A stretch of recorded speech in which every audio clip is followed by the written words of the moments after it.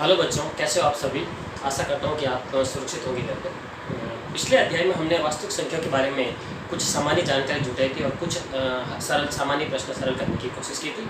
इससे आगे हम वास्तविक संख्याओं से रिलेटेड अपनी जो एक्सरसाइज है 1.1 1.2 उसके कुछ महत्वपूर्ण और विशेष प्रश्न हम सॉल्व करने की कोशिश करेंगे। पर इससे पहले मैं चाहूँगा कि आप मेरे इस YouTube चैनल को सब्सक्राइब कर लें, ताकि मेरा जो ये प्रयास है कि आप लोगों की मैं मदद कर सकूँ, ये प्रयास मेरा सफल हो जाए। इसके लिए मैं आपसे रिक्वेस्ट करना चाहूँगा कि आप मेरे इस YouTube चैनल को आप सब्सक्राइब कर लें और अपने मित्रों के बीच में भी इसको शेयर करें। अगर आपके कोई बड़े भाई या बहन जो 12वीं कक्षा में है और उन्होंने साइंस मैथमेटिक्स ले रखी है, तो मैं एक सप्ताह गणित 10वीं की और एक सप्ताह 12वीं बोर्ड परीक्षा के वीडियो बनाऊंगा, ताकि आपके बड़े भाई या बहन जो भी है, या आपके मित्र है, या आपके रिश्तेदार में जो भी है जिनके साइंस मैथमेटिक्स है, उनका ये उद्देश्य पूरा हो सके और उनकी अच्छी तैयारी हो सके। तो आप ज़रूर मेरे इस चैनल को सब्सक्राइब करें। अगर आपको वीडियो अच्छा लगा तो लाइक करें और इस वीडियो को ज़्यादा से ज़्यादा शेयर करें, ताकि ज़्यादा से ज़्यादा लोगों के बीच लोगों को इसका फ़ायदा पहुंच सके और मेरा जो उद्देश्य है, जिस उद्देश्य से मैंने अपना ये YouTube चैनल शुरू किया, मेरा ये उद्देश्य पूरा हो सके। चलिए हम वास्तविक संख्या के बारे में पढ़ते हैं।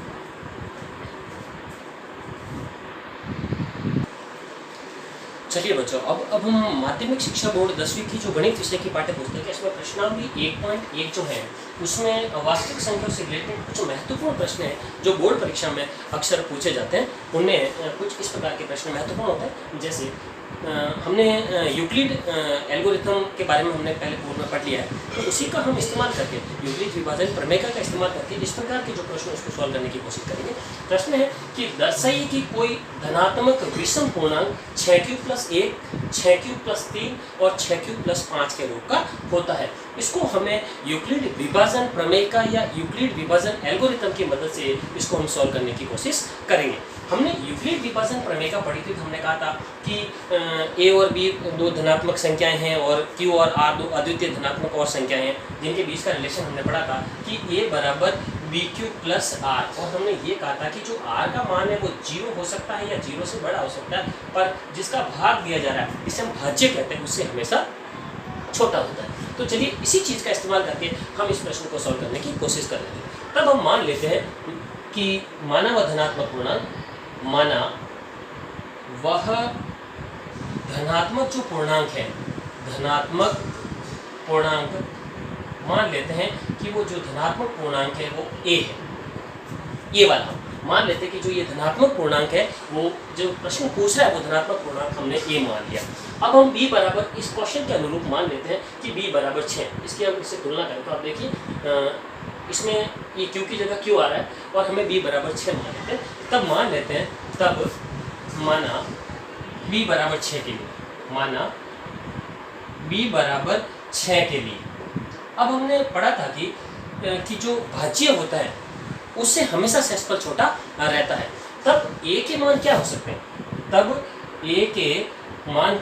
हैं, तब a के मान होंगे b बराबर हमने 6 दे दिया, तो इस हिसाब से अगर हम चले तो a बराबर 6Q + R। अब शेषफल मैंने आपको बताया था कि शेषफल हमेशा भाज्य, हमने भाज्य 6 माना, तो शेषफल हमेशा 6 से छोटा होगा। तो शेषफल 0 हो सकता है, शेषफल 1 हो सकता है, शेषफल 2 हो सकता है, 3 हो सकता है, 4 हो सकता है, 5 हो सकता है, पर 6 नहीं होगा, क्योंकि शेषफल जैसे ही 6 होगा तो एक बार और विभाजित हो जाएगा। तो शेषफल हमारे पास ये हो सकते हैं कि 6Q + 0, शेषफल 0 हो सकता है, इस रूप में हो सकता है ये 6Q + 1। अगर शेषफल 1 हो तो ये a का मान इस रूप में हो सकता है। इसी प्रकार 6Q + 2, अगर शेषफल हमारा 2 है तो ये a का मान इस रूप में हो सकता है। इसी प्रकार 6Q + 3, अगर शेषफल 3 है तो इस रूप में हो सकता है। इसी प्रकार 6Q + 4, अगर शेषफल 4 है तो इस रूप में हो सकता है। तथा लास्ट में 6Q + 5 इस रूप में a के मान हो सकते हैं। तो हमने कहा था कि माना कि वो धनात्मक पूर्णांक a है और b बराबर हमने 6 माना, तब यूक्लिड विभाजन प्रमेय की मदद से, तब ये हम लिख लेंगे, तब यूक्लिड विभाजन एल्गोरिथम से a के मान ये हो सकते हैं, हमारे पास a के ये मान हो सकते हैं। अब अगर इन मानों को अगर हम देखें तो इसमें देखिए ये 2 से पूरी तरह विभाजित हो जाता है, ये सम हो गया, ये भी 2 से पूरी तरह विभाजित हो जाता है, ये सम हो गया, और ये भी 2 से पूरी तरह विभाजित होता है, ये सम हो गया। परंतु इसमें 6q प्लस 1 ये 2 से विभाज्य नहीं है, 6q प्लस 3 ये भी 2 से विभाज्य नहीं है, और 6q प्लस 5 ये भी 2 से विभाज्य नहीं है। तो विषम पूर्णांक कौन कौन से हो गए? 6q प्लस 1, 6q प्लस 3 और 6q प्लस 5। यही प्रश्न पूछ रहा है। तो हम यहाँ लिख देंगे कि चूंकि यहाँ 6q प्लस 1, 6q प्लस 3 व 6q प्लस 5 2 से विभाज्य नहीं है, 2 से विभाज्य नहीं है, अतः a के मान क्या हो जाएंगे? a के मान हो जाएंगे तब हम क्या देंगे? अतः कोई धनात्मक विषम पूर्णांक इस रूप में हो सकता है 6q प्लस 1, 6q प्लस 3 और 6q प्लस 5। ये हमारा प्रश्न सॉल्व हो गया। देखिए बहुत ही आसान है। हम मान लेंगे कि माना कि वो धनात्मक पूर्णांक जिसके बारे में प्रश्न जिक्र कर रहा है वो a है, तब प्रश्न के अनुरूप हम b बराबर 6 मान लेंगे। जब हम b बराबर 6 मानेंगे इसका मतलब हमारा भाज्य तो है a, भाजक ये b जिसको हमने 6 माना है। उस हिसाब से यूक्लिड विभाजन एल्गोरिथम को अगर हम सेट करने की कोशिश करें तो शेषफल चूंकि 6 का भाग दिया जाए तो शेषफल हमेशा 6 से छोटा ही होगा। तो शेषफल हमारे पास 0 हो सकता है, 1 हो सकता है, 2 हो सकता है, 3 हो सकता है, 4 हो सकता है, 5 हो सकता है। तो a के मान ये होंगे। अगर शेषफल 0 आता तो ये, शेषफल 1 आता तो ये, 2 आता तो ये, 3 आता तो ये, 4 आता तो ये और 5 आता तो ये शेषफल हो सकते हैं। अब हम इनकी अगर तुलना करें तो हम पाएंगे कि इसमें से ये और ये तीनों 2 से पूर्णतः विभाजित है, अतः ये सम धनात्मक पूर्णांक है। परंतु ये और ये 2 से पूर्णतः विभाजित नहीं होते हैं, ये विषम धनात्मक पूर्णांक है। अतः हम कह देंगे कि कोई भी धनात्मक विषम पूर्णांक जो है 6q प्लस 1, 6q प्लस 3 और 6q प्लस 5 के रूप का होता है। इसी प्रकार हम और कुछ प्रश्न लेकर के अपने डाउट को और ज़्यादा क्लियर करने की कोशिश करेंगे। धन्यवाद। और ज़्यादा क्लियर करने के लिए एक और इसी प्रकार का प्रश्न लेकर उसको सॉल्व करने की कोशिश करेंगे। पिछली बार हमने पढ़ा था कि कोई धनात्मक विषम पूर्णांक 6q प्लस इस प्रकार से था। इस बार हम दूसरा प्रश्न ले रहे हैं। ये अपनी पाठ्य पुस्तक का ही एक प्रश्न है। आप अपनी पाठ्य पुस्तक में देखोगे तो आप पाओगे कि 6.1 के अंदर इस प्रकार का प्रश्न आपको मिलेगा। प्रश्न है कि दर्शाइए कि कोई धनात्मक समपूर्णांक, पिछली बार विषम था, इस बार सम आ गया, समपूर्णांक 4q और 4q प्लस 2 के रूप का होता है। अब इसको सॉल्व करने का तरीका सेम के सम हमारा पहले की बात ही रहेगा। तो हम मान लेंगे कि माना वह धनात्मक पूर्णांक a, मान लिया हमने कि माना कि वो धनात्मक पूर्णांक क्या है? a है, हमने मान लिया। इस बार हम b बराबर क्या मानेंगे? पिछली बार यहाँ पे 6q आ रहा था तो हमने 6 माना था। इस बार हमारे पास 4 आ रहा है, तब हम b बराबर 4 के लिए मान लेंगे। b बराबर 4 के लिए यूक्लिड विभाजन एल्गोरिथम का प्रयोग करेंगे। यूक्लिड विभाजन एल्गोरिथम से a बराबर b की जगह 4q प्लस r आ जाएगा। और जहाँ पे हमने कहा था कि जो शेषफल होता है वो 0 हो सकता है, 0 से बड़ा होता है, लेकिन भाज्य यहाँ पे 4 है तो 4 से हमेशा छोटा होगा। इस हिसाब से देखें तब a बराबर क्या होंगे?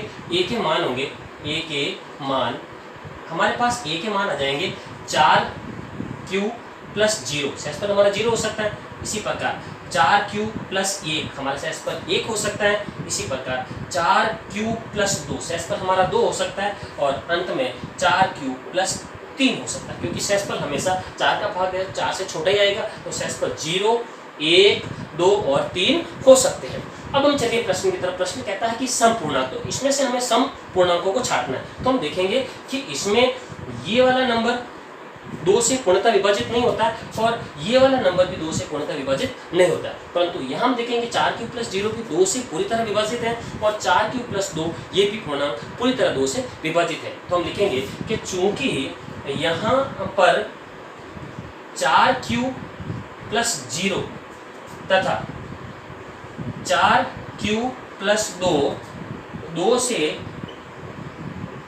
पूर्णतः विभाजित है, 2 से पूर्णतः विभाजित है। अतः हम कह सकेंगे इसलिए कोई धनात्मक समपूर्णांक, कोई धनात्मक समपूर्णांक 4q प्लस 0 लिखो या 4q लिखो, बात एक ही होती है, शेष पर 0 है, 4q तथा 4q प्लस 2 के रूप का होता है। तो अब देखिए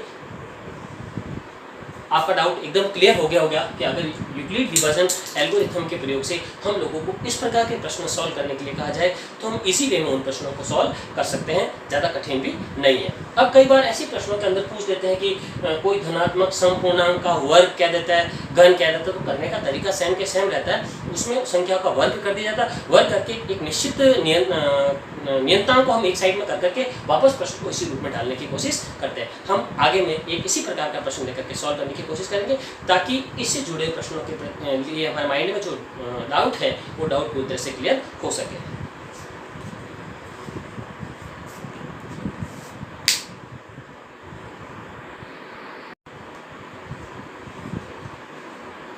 चलिए अब उसी आधार पर हम एक प्रश्न थोड़ा सा अलग लेकर के इसको सरल करने की कोशिश करेंगे। प्रश्न है कि यूक्लिड विभाजन प्रमेय का प्रयोग कर दर्शाइए कि किसी धनात्मक पूर्णांक का जो वर्ग है किसी पूर्णांक m के लिए 3m और 3m प्लस 1 के रूप का होता है। यहाँ पे इसने वर्ग की बात कर दी, यहाँ पे इसने वर्ग की बात की, लेकिन हमारे जो चलने का और सॉल्व करने का जो रास्ता होगा वो सेम के सेम पहले की तरह ही होगा, वो क्या वही तरीका चलेगा। तो मान लेते हैं प्रश्न को सॉल्व करते समय माना वह धनात्मक पूर्णांक a है, पहले की तरह हमने इसको a मान लिया, माना कि वो धनात्मक पूर्णांक a है। तब हम b बराबर कितना लेंगे, b बराबर 3। ओके भाई, इसको प्रश्न को देखें तो पाएंगे यही, तो b बराबर 3 के लिए यूक्लिड विभाजन प्रमेयिका से a बराबर 3q प्लस r, जहां पे हमने बताया था कि जो r का जो मान होगा वो 0 या 0 से बड़ा होगा लेकिन 3 से छोटा होगा। तब a के मान क्या होंगे, तब a बराबर हो जाएगा 3q प्लस 0, तो हम इसको 3q लिख सकते हैं, 3q प्लस 0, लेकिन इसको हम 3q लिख सकते हैं, या इसको हम लिख सकते हैं 3q प्लस 1 लिख सकते हैं अगर शेष पर अपना 1 आ रहा है, या इसको हम लिख सकते हैं 3q प्लस 2, क्योंकि शेष पर हमेशा 3 से छोटा रहेगा, तो वो जो पूर्णांक है ये वो 3q या 3q प्लस 1 या 3q प्लस 2 के रूप का हो सकता है। अब प्रश्न क्या कह रहा है, कि इसका वर्ग निकालना हमें, तो a का जो वर्ग आएगा वो इन तीनों के वर्ग के बराबर होगा, तो 3q का स्क्वायर होगा या 3q प्लस 1 का स्क्वायर होगा या 3q प्लस 2 का होल स्क्वायर होगा। अब इसको हम सरल कर लेते हैं, तो ये हो जाएगा a स्क्वायर बराबर 9q स्क्वायर, या इसको हम a प्लस बी का होल स्क्वायर खोल के लिख देंगे, a प्लस बी का होल स्क्वायर हमें पता ही है, पिछली कक्षाओं में पढ़ते आ रहे हैं, a प्लस बी का whole square is equal to a square plus 2ab plus b square. इसका इस्तेमाल करके इस होल स्क्वायर को खोल देंगे, a स्क्वायर मतलब 3q का स्क्वायर, तो ये हो जाएगा 9q स्क्वायर, फिर 2ab इन दोनों का गुणा और दुगुना हो जाएगा 6q प्लस a का स्क्वायर 1 रहेगा, या इसका होल स्क्वायर खोलेंगे तो 3 का स्क्वायर 9q स्क्वायर, फिर 2ab में दोनों का गुणा और दुगुना, 3 दूने 6 और 6 दूने 12q, और अगला हो जाएगा 2 का स्क्वायर 2 दूने 4। अब हम इसको थोड़ा सा व्यवस्थित करके लिख देंगे, a स्क्वायर बराबर, इसको मैं लिख दूंगा 3 इंटू ब्रैकेट में कर दूंगा 3q का स्क्वायर। इसी प्रकार इसमें से मैं इन दोनों में से एक पर्टिकुलर संख्या कॉमन ले लूँगा, तो 3 कॉमन आ रहा है, तो ये अंदर बच जाएगा 3q स्क्वायर प्लस 2q, ये अंदर बच जाएगा, और प्लस 1 सेम के सेम यहाँ पर रखेंगे। या इसमें से मैं क्या करूँगा कि ये जो 4 है इसके 2 टुकड़े कर दूंगा मैं, 9q square plus 12q plus 3 plus 1 लिख दूंगा इसको।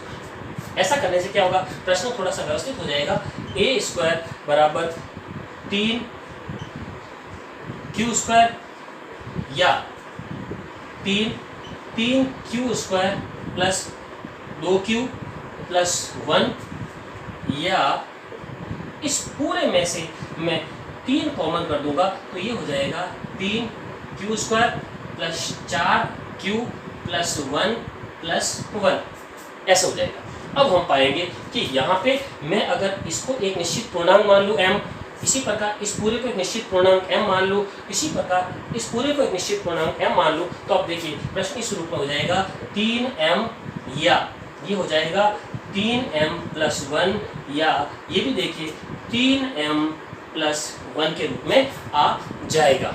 इस प्रकार हम कह सकते हैं कि इस प्रश्न में कि धनात्मक पूर्णांक का जो वर्ग होता है वो 3m या 3m प्लस 1 के रूप में, और फाइनली हम देखते हैं कि 3m और 3m प्लस 1 के रूप का ही आ रहा है। तो इस प्रकार हम प्रश्न को इजीली सॉल्व कर सकते हैं कि वर्ग दो चाहे घन दो, इस प्रश्न को इजी रूप में सॉल्व किया जा सकता है।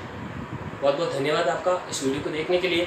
वीडियो को मैं बार बार रिक्वेस्ट कर रहा हूँ आपसे कि इस वीडियो को ज़्यादा से ज़्यादा शेयर करें और चैनल को सब्सक्राइब करना ना भूलें, ताकि जो हर वीडियो की नोटिफिकेशन आप तक पहुँच सके और आप इस वीडियो को पहले देख करके अपनी परीक्षा की तैयारी या अपने कार्य की तैयारी या अपनी गणित विषय की तैयारी अच्छी तरह से कर सकें। बहुत बहुत धन्यवाद। घर पर रहिए, सुरक्षित रहिए।